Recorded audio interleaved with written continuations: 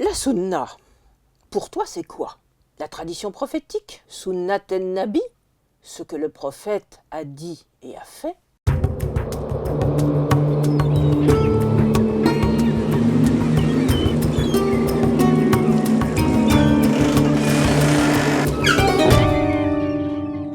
Allons voir ça de plus près. Et où ça?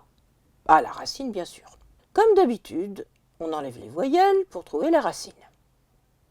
Il nous reste S, N, N. Et le T alors, ou plutôt le tamarbuta, qui est la marque du féminin et qui se trouve à la fin, il ne se prononce qu'à la liaison entre deux mots. Nous obtenons donc la racine S, N, N, qui donne le verbe sanna, et non pas sanana, parce que c'est difficile à prononcer en arabe. Donc on préfère sanna. Ce verbe n'est pas employé dans le Coran, où on ne trouve sur cette racine que le mot sunna.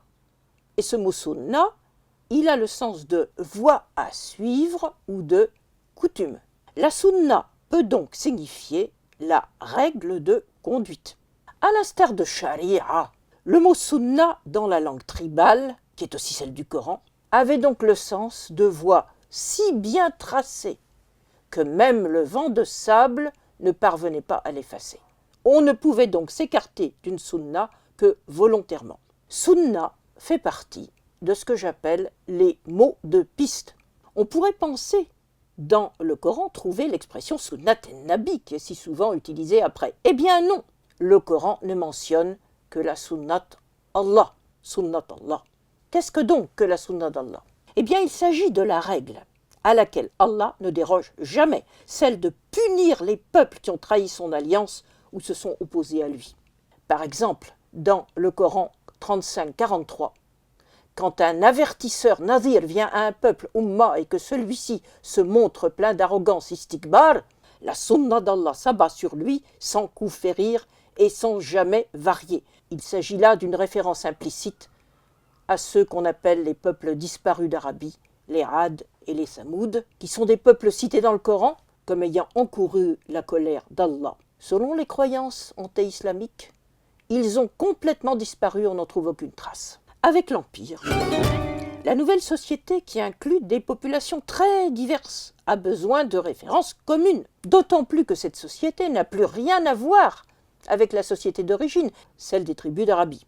Et rappelle-toi, les mots changent de sens quand la société change. Alors la figure de Mohammed prend une toute autre dimension, celle d'un prophète dont la vie doit servir d'exemple.